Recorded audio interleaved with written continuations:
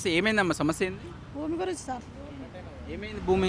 భూమి మా నాయన పేరు మీద భూమి ఉండే. మా నాయన పేరు మీదకి వెళ్ళి మా కాకాయ రాపించుకొని మా ఆయననే తింటున్నాడు. ఇప్పుడు 45 ఏళ్ళు అవుతుంది. ఇప్పుడు మేము అడిగితే ఇప్పటి సంది కాదు, బాగానే రోజుల సంది మేము అడుగుతున్నాం.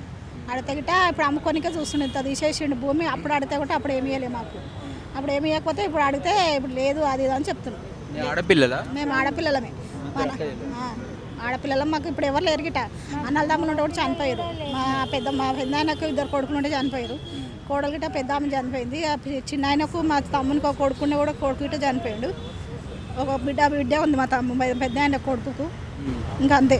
ఇంకా మేము ఈమెకు బిడ్డనే ఉంది, నాకు బిడ్డనే ఉంది, మా మర్దలు గిట్ట బిడ్డనే ఉంది. మేము ముగ్గురము భర్తలు.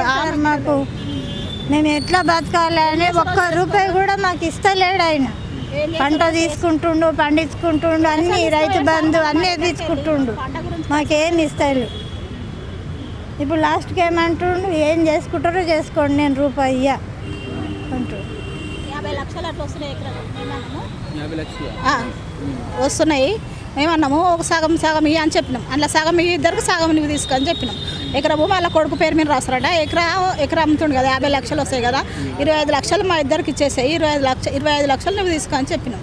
అంత మంచిగా చెప్పంగా ఇల్లు కూడా ఇడిసబెట్టినాం సార్. 3 పాలు ఉన్నాయి, ఇల్లు కూడా ఇడిసబెట్టినాం. ఇల్లు ఇయ్యడంటే ఏమి ఇయ్యడం అట్లా ఉంది ఆయన పని. కోర్టుకి ఏం పోలేదు సార్, పోలీస్ స్టేషన్ కంప్లైంట్ ఇచ్చినాం సార్. వాళ్ళు ఏం పట్టించుకుంటారు.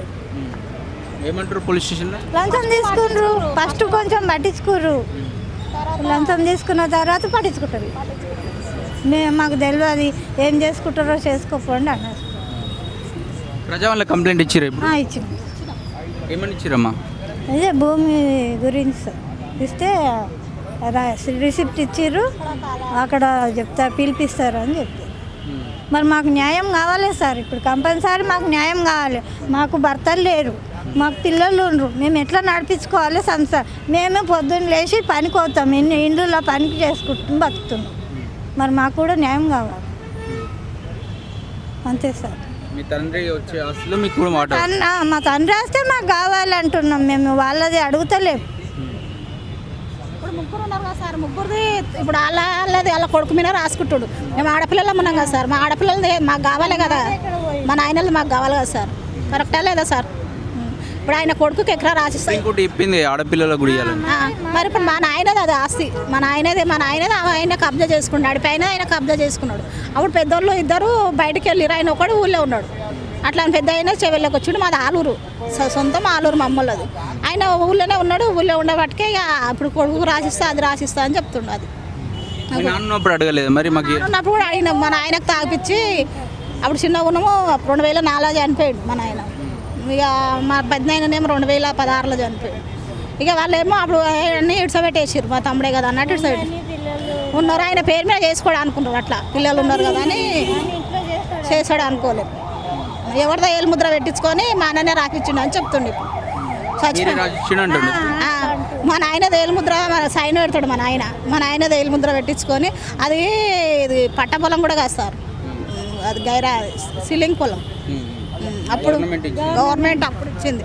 అది వస్తే అంతా అమ్మి మాకన్నా రావాలి, లేకపోతే గవర్నమెంట్ అన్నా తీసుకోవాలి. రేవంత్ సార్ అన్నా తీసుకొని ఇన్నేళ్ళు తిన్నాడు. మా తానికెళ్ళి పైసలు తీసుకోవాలి లాగోడికి అన్నిటికీ. మా పెద్దమ్మ దగ్గరికి వెళ్ళి అన్నీ తీసుకుపోయాడు. మళ్ళీ మాకెందుకు ఏనంటుండు సార్. మరి ఇప్పుడు అమ్ముకుంటున్నాడు, ఇల్లు కడతానే అమ్ముకుంటున్నాడు.